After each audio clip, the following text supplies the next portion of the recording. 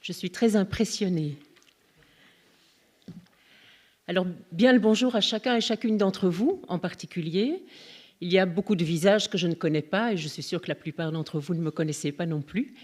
Mais il y a quand même quelques visages que je n'ai plus vus depuis longtemps. Merci d'être venus jusqu'ici. J'espère que nous allons passer d'abord un bon moment de méditation ce matin. Et puis j'aurai aussi le privilège et l'honneur de vous introduire dans l'évangile de Jean cet après-midi. Aussi ai-je choisi pour la méditation de ce matin un passage de cet évangile, histoire de vous mettre l'eau à la bouche et de titiller vos papilles spirituelles. Ce sera aussi l'occasion pour nous de célébrer ce sabbat de la plus belle, de la plus joyeuse et de la plus heureuse manière qui soit, en participant à une fête. Je vous convie à une fête, mais pas n'importe laquelle, à des noces. Je vous invite donc à emboîter le pas à Jésus et à le suivre dans un village de Galilée nommé Cana, où se déroulent des noces. Nous lirons ensemble le texte qui va servir de base à notre méditation. Il se trouve au début de l'évangile de Jean, au chapitre 2, et nous lirons les versets 1 à 11. Jean, chapitre 2, les versets 1 à 11.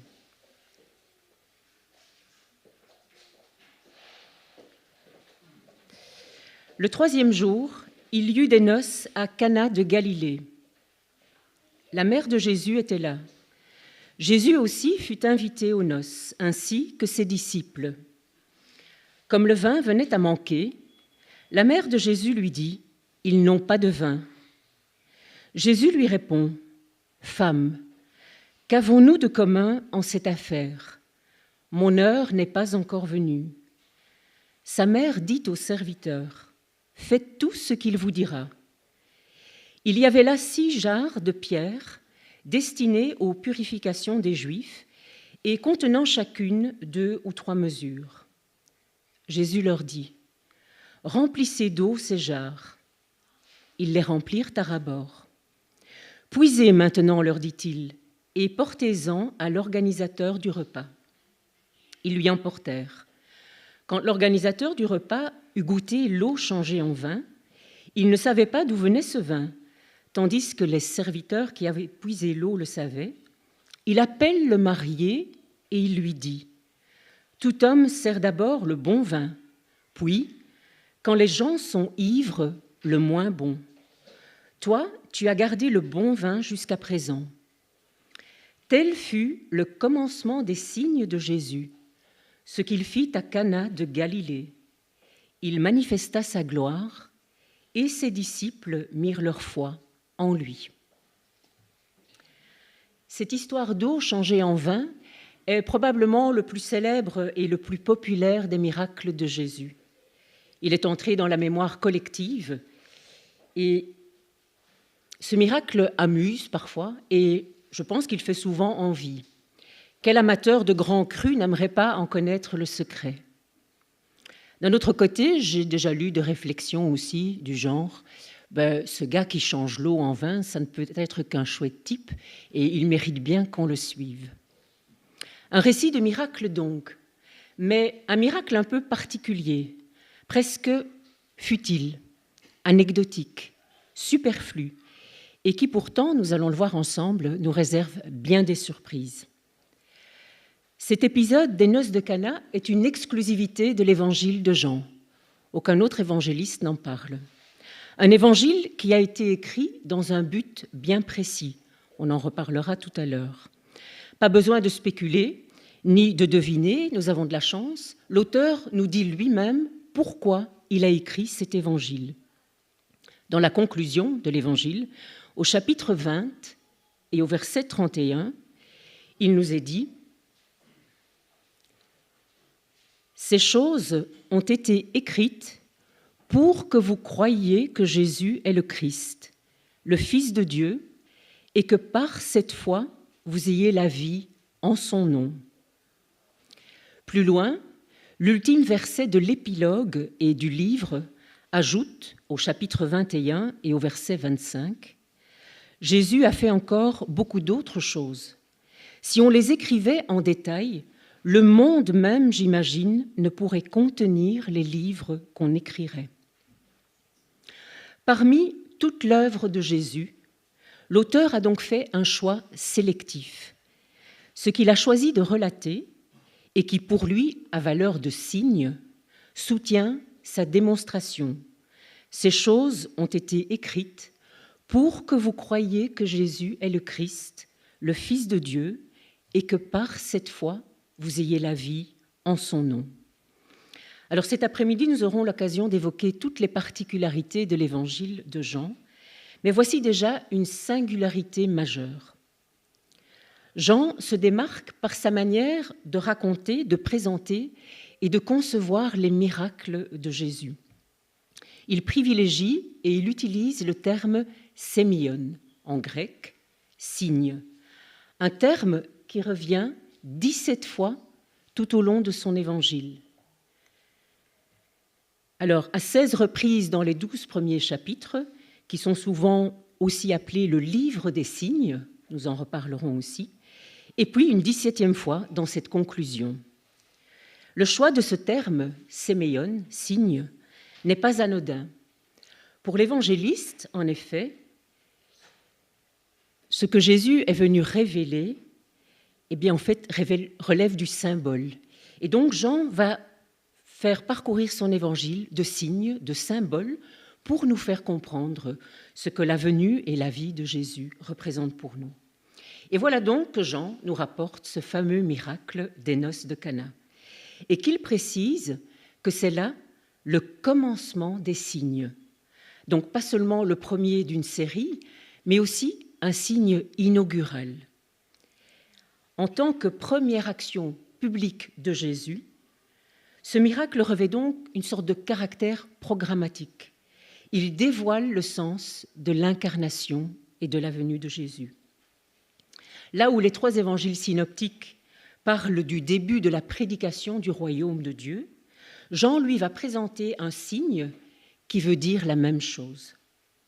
Alors, essayons de découvrir ce que ce premier signe veut nous dire et intéressons-nous d'abord à la chronologie des événements. Une chronologie qui, chez Jean, est elle aussi tout en symbole.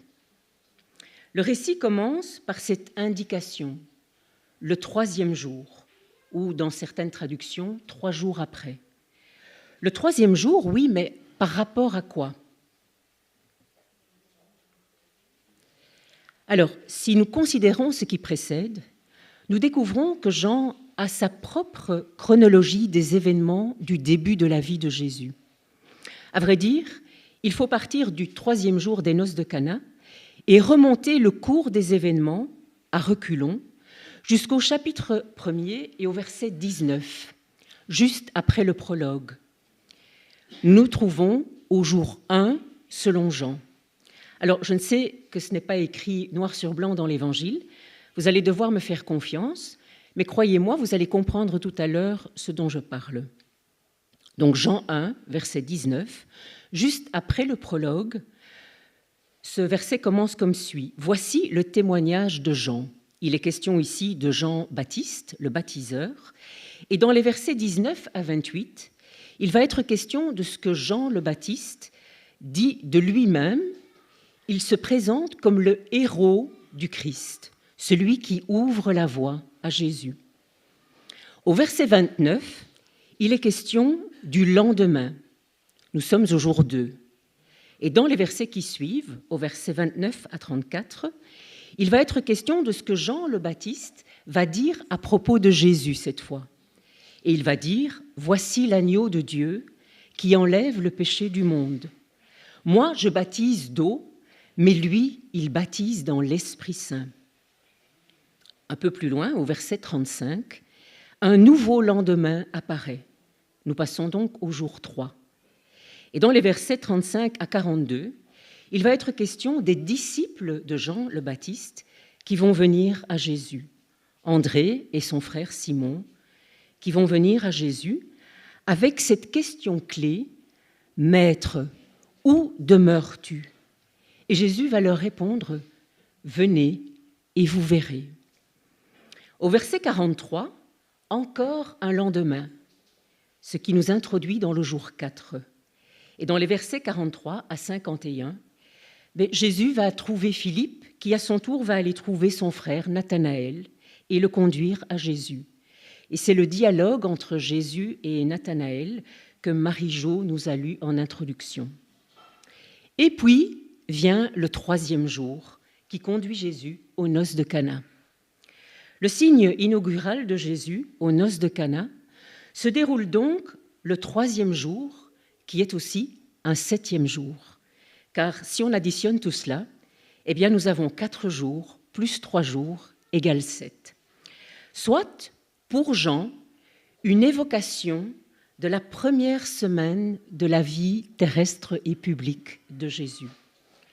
Et si nous tenons compte encore de ce qui précède chez Jean, c'est-à-dire son fameux prologue, qui commence par ses premiers mots « au commencement », eh bien, l'auteur nous propose clairement ou symboliquement une référence au début du livre de la Genèse, qui commence aussi par ces mots « au commencement ». Une manière pour Jean de dire que cette première semaine de Jésus, eh bien, arrive sur une apothéose très festive, le 7e jour.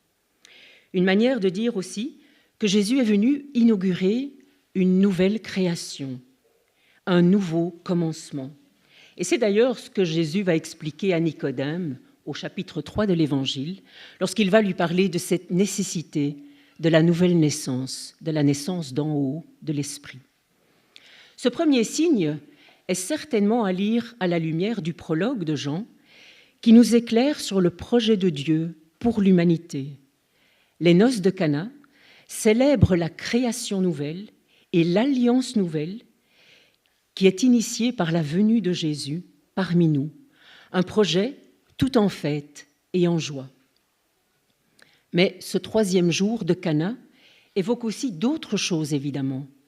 C'est une référence évidente au jour de la révélation de Dieu au Sinaï.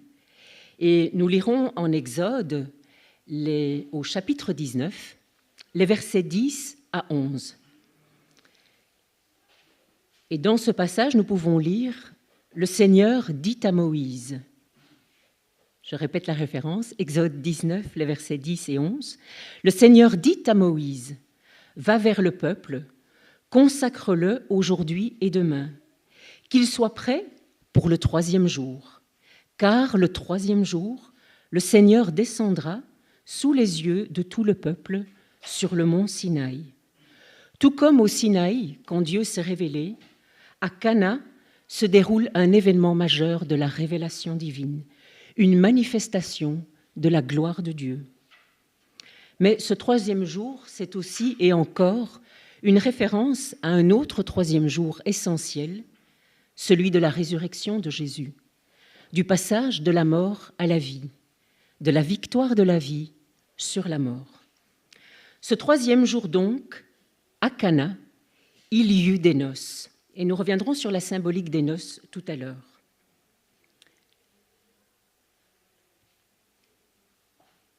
Alors au verset 2, je reviens donc à notre récit des noces de Cana.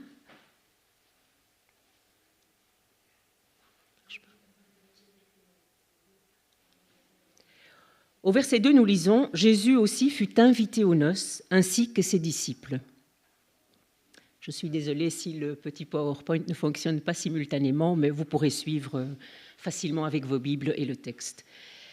Donc Jésus fut invité aux noces, ainsi que ses disciples. Jésus est invité, voilà quand même un élément clé du récit, car si Jésus n'est pas là, le miracle n'a pas lieu et le signe non plus. Ce qui va rendre le miracle possible, c'est clairement la présence de Jésus en tant qu'invité. Car voici le nœud du problème. Il n'y a plus de vin. Le vin vient à manquer. Alors, vous me direz que ce n'est pas trop dramatique en soi, que ce n'est pas vital, qu'on peut se passer de vin, mais clairement, pour des noces orientales qui durent des jours, pour tous les invités qui sont là, pour la joie de la fête aussi, manquer de vin, c'est réellement une catastrophe. Les noces sont clairement mises en danger. Au verset 4, je poursuis, Jésus va répondre à sa mère, qui lui a dit qu'il n'y avait plus de vin. « Femme, qu'avons-nous de commun en cette affaire ? Mon heure n'est pas encore venue. » Je ne sais pas très bien ce que vous avez dans vos traductions. Le sens de l'expression originale qui est traduit chez moi par « qu'avons-nous de commun en cette affaire ?» Le sens de l'expression originale est assez difficile à rendre et c'est un casse-tête pour traducteurs. On retrouve selon les versions « qu'avons-nous de commun ?» « Qu'y a-t-il entre toi et moi ?» ou encore « qu'en est-il pour moi et pour toi ?» Quoi qu'il en soit, l'expression grecque traduit elle-même un hébraïsme qui pourrait se traduire littéralement « quoi à moi et à toi ». Je vous donne 2 autres passages de la Bible où cette même expression revient et qui vous permettra de comprendre ce que Jésus veut dire à sa mère. La première expression se retrouve dans un dialogue de Jésus avec un homme possédé d'un démon qui nous est rapporté par Marc. Et ce démon va dire « Pourquoi te mêles-tu de nos affaires, Jésus de Nazareth ?» On trouve aussi cette expression dans l'Ancien Testament. Par exemple, lorsque la veuve de Sarepta va reprocher à Élie « Mais pourquoi te mêles-tu de mes affaires, homme de Dieu ?» Mais quoi qu'il en soit, Jésus va ajouter « Mon heure n'est pas encore venue. » L'Évangile selon Jean, nous allons le voir cet après-midi, est parcouru par la notion d'heure. Une heure qui n'est pas encore venue, mais qui pourtant est déjà en marche. C'est une sorte de fil rouge qui s'étire tout le long de l'Évangile. Plusieurs fois, l'évangéliste va parler de cette heure qui n'est pas venue, mais qui pourtant est déjà là. Mais quelle heure et l'heure de quoi ? Parmi les nombreux passages de l'Évangile de Jean, j'en ai choisi 2 significatifs qui nous parlent de cette heure et qui vont nous aider à comprendre. Au chapitre 13 de Jean, verset 1er, ce chapitre en fait introduit le dernier moment que Jésus va passer avec ses disciples, moment au cours desquels il va laver leurs pieds et il va aussi leur faire ses longs discours d'adieu. Donc tout ce passage est introduit au chapitre 13 par le verset 1er. Avant la fête de la Pâque, sachant que l'heure était venue pour lui de passer de ce monde au Père, Jésus, qui avait aimé les siens, qui étaient dans le monde, les aima jusqu'au bout. Vont venir ensuite les discours d'adieu de Jésus à ses disciples, suivis d'une prière de Jésus pour les siens, prière qui va commencer par ces paroles. Et nous allons un peu plus loin, au chapitre 17, les versets 1 et 5. Jean 17, les versets 1 et 5. « Après avoir parlé ainsi, Jésus leva les yeux au ciel et dit « Père, l'heure est venue. Glorifie ton Fils pour que le Fils te glorifie. » Verset 5. « Et maintenant, toi, Père, glorifie-moi auprès de toi-même de la gloire que j'avais auprès de toi avant que le monde soit. » La prière de Jésus en Jean 17 nous éclaire sur la raison d'être du ministère terrestre de Jésus, sur la raison de sa venue parmi nous. Il a glorifié Dieu, et comment a-t-il glorifié Dieu ? Eh bien, en accomplissant son œuvre et en faisant connaître son nom. À travers l'évangile de Jean, la gradation des heures apparaît comme une sorte de compte à rebours qui va conduire à l'heure H, l'heure suprême, celle de la glorification. Mais quoi qu'il en soit, de gloire, il en est quand même déjà question dans ce récit des noces de Cana, puisque Jean nous dit que c'est le premier signe et que Jésus a manifesté sa gloire.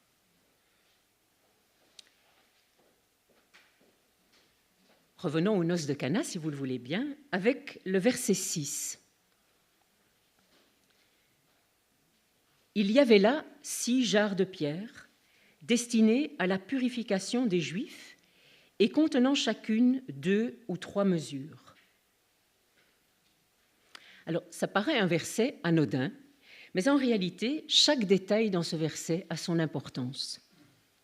D'abord, la mesure. La mesure traduit le grec maîtresse et ça représente grosso modo 40 litres. Alors, comme nous savons qu'il y avait là des jarres qui contenaient chacune 2 ou 3 mesures, soit 80 à 120 litres, qu'il y avait 6 jarres, cela nous donne une capacité totale variant entre 500 et 700 litres. Donc, de quoi connaître une fin de noces joyeuse et peut-être un peu ivre. On ne connaît pas le nombre d'invités, mais le vin allait pouvoir couler à flot. Le texte précise que ces jarres étaient destinées à la purification des Juifs, c'est-à-dire aux ablutions rituelles. Alors, pourquoi utiliser précisément ces jarres destinées à la purification ? Probablement pour leur grande contenance, mais pas que. Et il y a là aussi un symbole. Parce que ce qui purifie réellement, eh bien, ce ne sont pas les ablutions rituelles qui ne purifient que l'extérieur. Et il faut préciser, j'en parlerai plus longuement cet après-midi, qu'à l'époque de la rédaction du IVe évangile, qui se situe vers la fin du 1er siècle, les rites de purification occupaient une place prépondérante dans la vie religieuse. Un système religieux juif qui était désormais dominé par les pharisiens. Et ces rites de purification en étaient devenus pratiquement obsessionnels, jusqu'à en oublier l'essentiel. Et c'est pourquoi Jean précise aussi qu'il s'agit de jarres de pierre, la pierre étant le symbole de la dureté, de l'insensibilité, une religion qui est devenue dure et insensible. Rien à voir avec ce que Jésus proposera plus tard dans l'Évangile, dans sa rencontre avec la femme samaritaine, où il lui dira, parlant d'heure encore, « L'heure vient, et c'est maintenant, où les vrais adorateurs adoreront le Père en esprit et en vérité. » Revenons à nos moutons, et plus précisément à nos jarres. Et ces jarres, on nous dit qu'elles sont au nombre de 6. Voilà un chiffre intéressant qui, vous l'aurez deviné, ne se trouve pas là par hasard. Dans la symbolique juive, le chiffre 6 est un chiffre incomplet, un chiffre humain, un chiffre d'insuffisance, d'inachevé, un chiffre du matériel auquel il manquerait la partie spirituelle. Tout le contraire du chiffre 7, car 7, c'est 6 plus 1, ou 6, c'est 7 moins 1. Et pour faire 7, eh bien, il faut ce 1 qui est la dimension spirituelle. Et justement, eh bien, ce 1, il est là, présent, invité aux noces, pour combler le manque de spiritualité.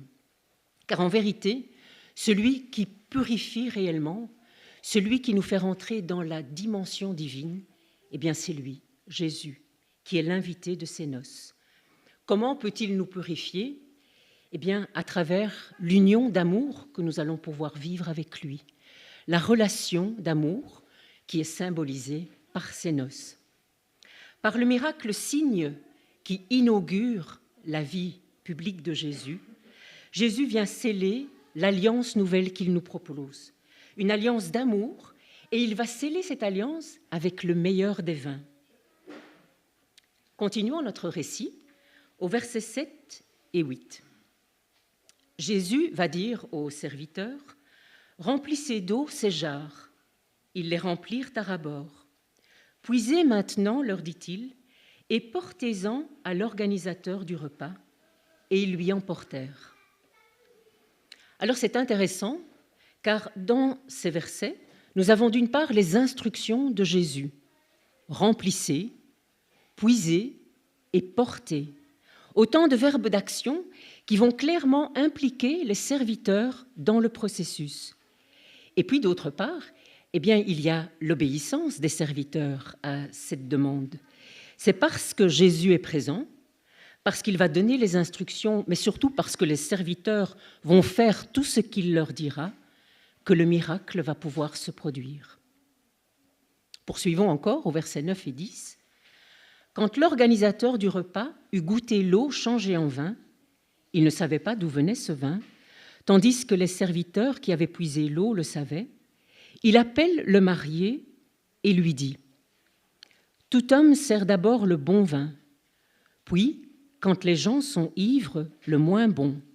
Mais toi, tu as gardé le bon vin jusqu'à présent. » l'eau changée en vin, littéralement l'eau devenue vin. Voilà le miracle en réalité. Sans la présence de Jésus, ces noces auraient viré à la catastrophe.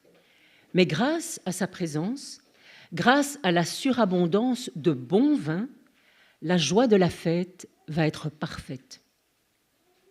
Et dans la conclusion du récit, au verset 11, Jean nous dit « Tel fut le commencement des signes de Jésus, ce qu'il fit à Cana de Galilée.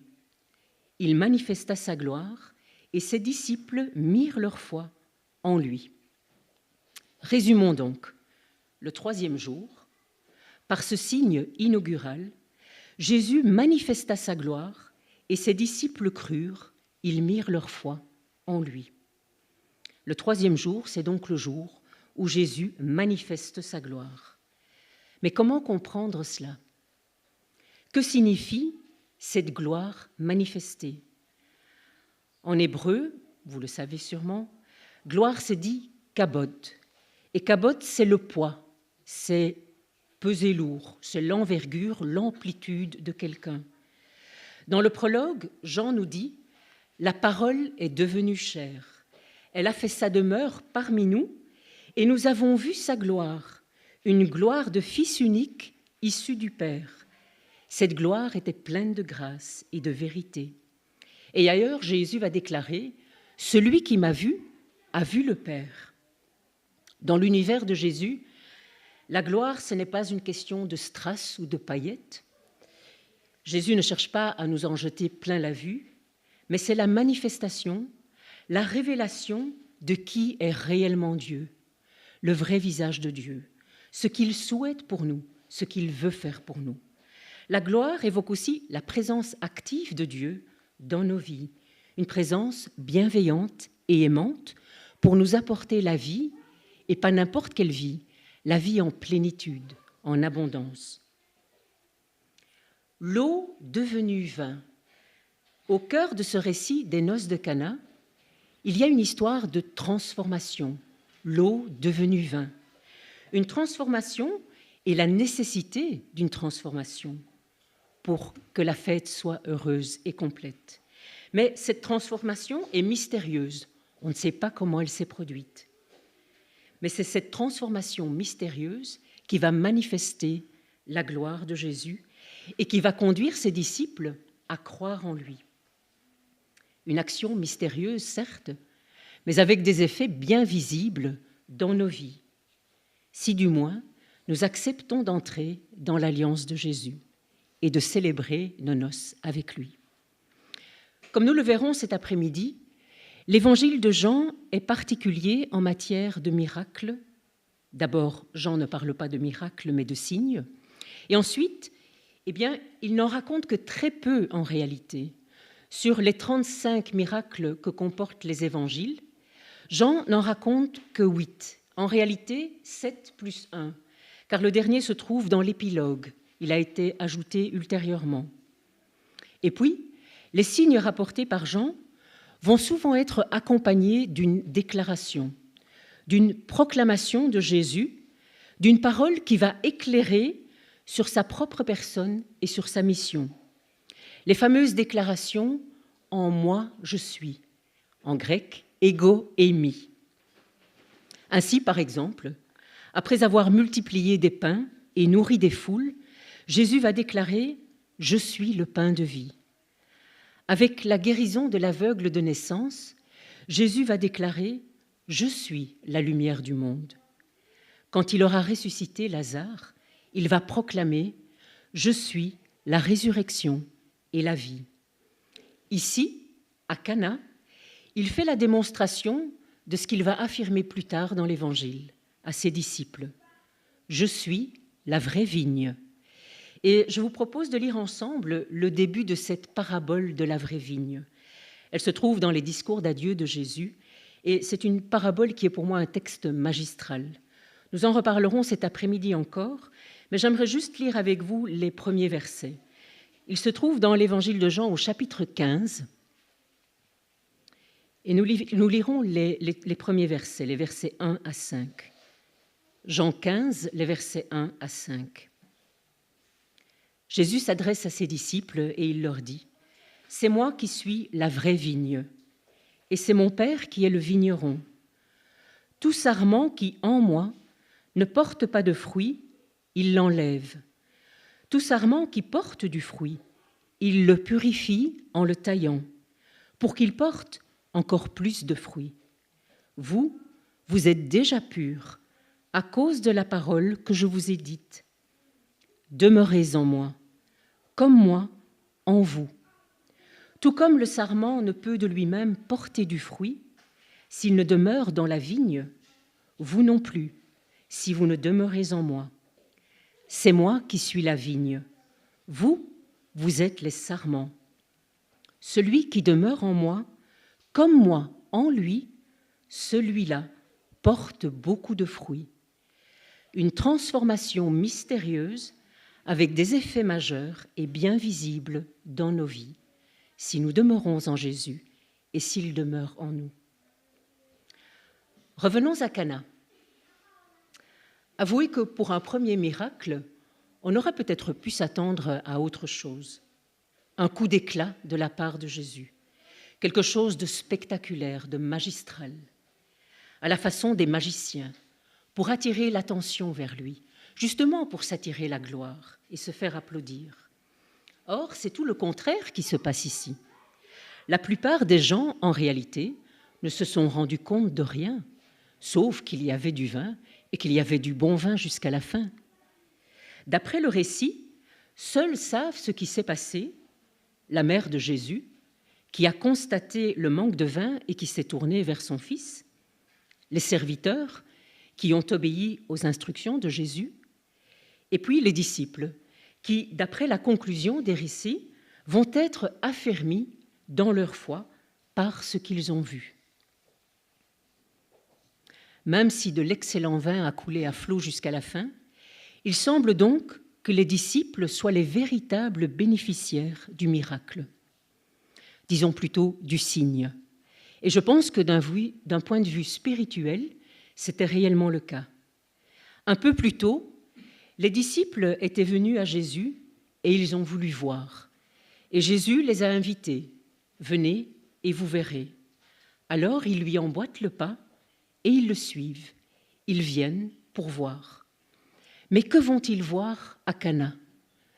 Que vont-ils voir tout au long de leur cheminement avec Jésus? Que voyons-nous nous-mêmes pendant notre cheminement avec Jésus? Serait-il possible que pour ses disciples se réalise ce que Jésus a annoncé à Nathanaël? Et je vous renvoie au texte que Marie-Jo a eu le plaisir de lire en introduction, et où Jésus va dire à Nathanaël, « En vérité, je vous le dis, vous verrez le ciel ouvert et les anges de Dieu monter et descendre sur le Fils de l'homme. » Alors, on est un peu dans la symbolique et le spirituel, mais je vous invite à méditer sur ces paroles et à vous demander si dans vos vies, vous voyez réellement cette dimension spirituelle et divine de Jésus dans votre parcours avec lui. Je reviens encore au signe de Cana. Aucune information sur la manière dont Jésus s'y est pris pour transformer cette eau en vin. Mais le résultat est là, du vin, le meilleur et en abondance, pour que les noces soient parfaites et que la joie soit à son comble. Quand Jésus pourvoit, il ne pourvoit pas à moitié et il offre l'excellence, parce que Jésus est venu pour nous offrir la vie en plénitude, en abondance, pour nous offrir le meilleur de ses dons. Le contraste est d'ailleurs saisissant avec ce que l'humanité elle-même a offert à Jésus, le vin aigre et l'amertume de la mort sur la croix. Mais venons-en au symbole le plus marquant de ce récit. Que se passe-t-il à Cana en réalité?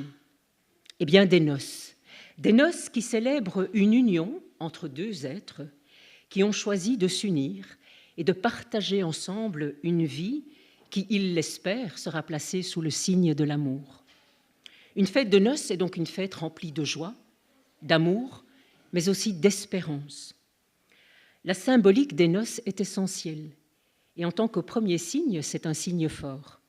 Tout au long de la Bible, le mariage et les noces symbolisent l'alliance de Dieu avec son peuple, l'alliance de Jésus avec les siens, ses disciples, son Église. Et enfin, ce récit des noces de Cana où Jésus est invité nous projette vers un autre récit de noces, où cette fois c'est Jésus qui invite. Et je vous propose de lire ensemble le dernier livre de la Bible, l'Apocalypse de Jean, au chapitre 19. Apocalypse de Jean, chapitre 19, et nous lirons les versets 6 à 9. Jean 19, versets 6 à 9.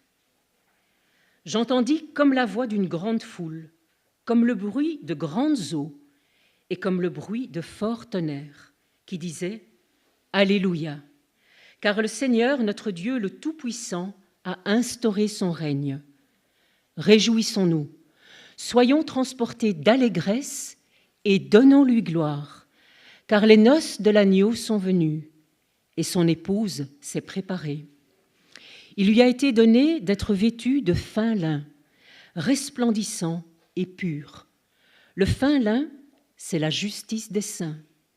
Et il me dit, écrit, « Heureux ceux qui sont invités au dîner des noces de l'agneau. » L'Évangile selon Jean commence avec des noces terrestres, où Jésus est invité. L'Apocalypse de Jean s'achève avec des noces célestes, où cette fois, c'est Jésus qui invite. Ce parallèle confère au miracle signe des noces de Cana une dimension prophétique. Toutefois, et c'est capital, l'Évangile de Jean, la bonne nouvelle, selon Jean, elle se veut non pas pour un au-delà à venir, mais pour la vie présente, pour la vie ici et maintenant, la vie en abondance que Jésus nous offre pour cette vie-ci. Alors, dès ici et dès maintenant, n'attendons pas, mais réjouissons-nous, soyons transportés d'allégresse et donnons-lui gloire. Il nous reste une ultime étape à franchir, et ce sera la conclusion de cette méditation. Une ultime étape dans notre voyage à Cana, mais c'est une étape importante, car que seraient ces paroles si elles ne nous parlaient pas, si elles ne nous touchaient pas, si on ne se les appropriait pas et si elles ne se mettaient pas à vivre en nous. À plus d'un titre, je ne sais pas vous, mais ce récit des noces de Cana, il me parle, il résonne en moi et il m'interpelle. Se pourrait-il qu'il manque du vin à mes noces, c'est-à-dire à mon union avec Jésus, pour que ma joie soit complète? Et si oui, quel serait ce vin qui me manque? À moins que je sois comblée. Comment dès lors entretenir cette joie et que la noce perdure toute ma vie? Je vous laisse le soin de répondre à cela dans le secret de votre cœur, et vous aurez l'occasion peut-être de méditer sur ce récit ultérieurement. Mais une chose est sûre et certaine, si nous invitons Jésus, s'il est l'invité de notre vie, nous pouvons compter sur lui pour combler notre manque de lui, mais aussi notre manque de ses dons, pour accueillir dans nos vies et dans nos cœurs tout son amour. C'est mon vœu et ma prière pour chacun de nous ce matin et pour toute votre vie d'ailleurs. Amen.